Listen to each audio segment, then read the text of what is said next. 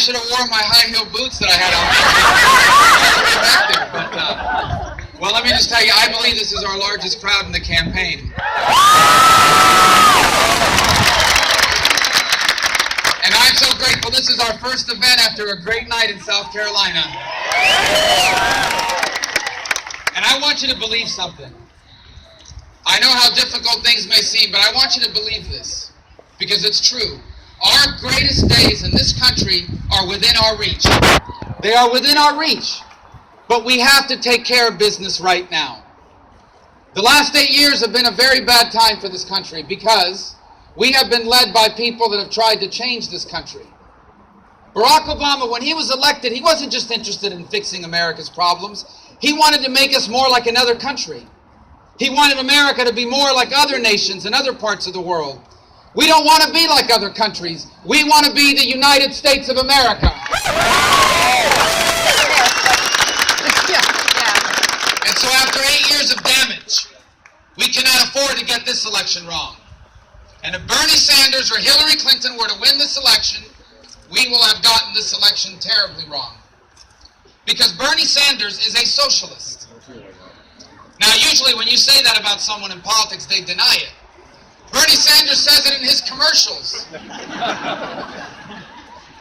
And I don't understand why you would be a socialist and run for office in America. There are dozens of countries in the world that are socialist countries. If you want to live in a socialist country, you should move to a socialist country.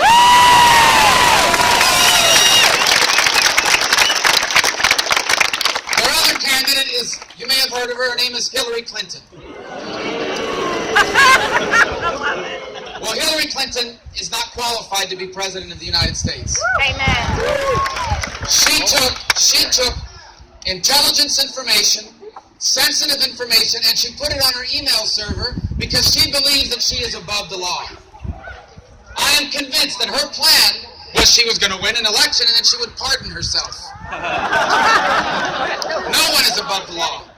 And that irresponsible behavior disqualifies you from being president. But she's also disqualified from being commander-in-chief. Because on the 11th of September of the year 2012, 4 Americans lost their lives in the service of our country in Benghazi. And she knew that they lost their lives because of a terrorist attack. And yet when she spoke to the families of those 4 Americans, she lied to them. She told them that they had died because of a video.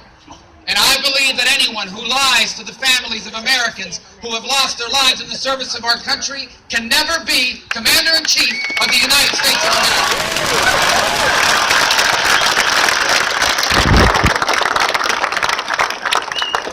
So we have to win this election. And how do we win this election? First, we win it by coming together. Now, we're still going to have our primary. It's a smaller field this morning than it was yesterday. But we're going to continue to work hard in this primary. We want to do well here, and that's why I'm here to ask you for your vote.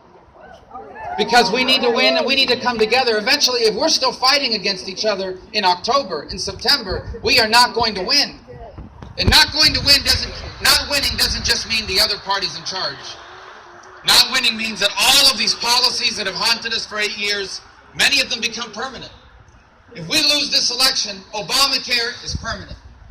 If we lose this election, the destruction of the military continues. If we lose this election, all of these unconstitutional executive orders stay in place. So we must win this election, because if we lose this election, Justice Scalia will be replaced by someone who believes that the Constitution is a living and breathing document, that it can mean anything you want. And so we must nominate someone that can bring this party together. And that's why I'm asking you for your vote, because if you nominate me, I will bring this party together faster than anyone else in this state.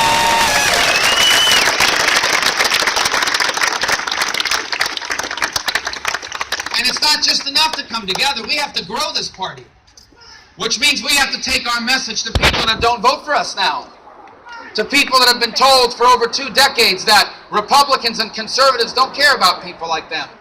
You know the story that they tell them. The Democrats and big government is good for the working people, and Republicans only care about the rich. Well, we don't have anything against people that have been financially successful. We celebrate financial success. But we fight for the people that are trying to make it, because they're the reason why America is special. Every country in the world has rich people, and we're glad that we have rich people. We celebrate that success because they earned it. But what makes us different are the millions of people that know they're never going to be rich. They're not trying to get rich. When you become a school teacher, when you become a nurse, when you become a police officer or a firefighter, you know you're not going to make millions of dollars doing that job. What you want is to make enough money to be able to own a home and retire with dignity and have enough money to enjoy your weekends and take your family on vacation and save to send your kids to college and live to see all of your kids grow up to have a better life than your own. That's called the American dream. That's what we're going to fight for.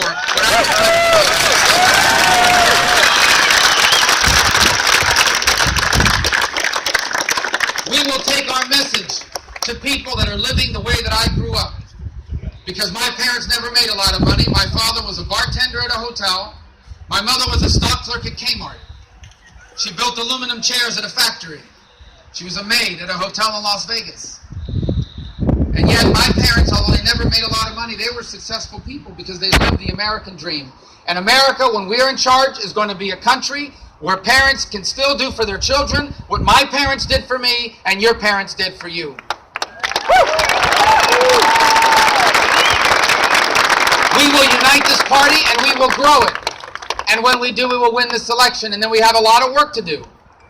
What does it mean to be a conservative in the 21st century? First, it means we are going back and we are going to follow the Constitution of the United States of America again.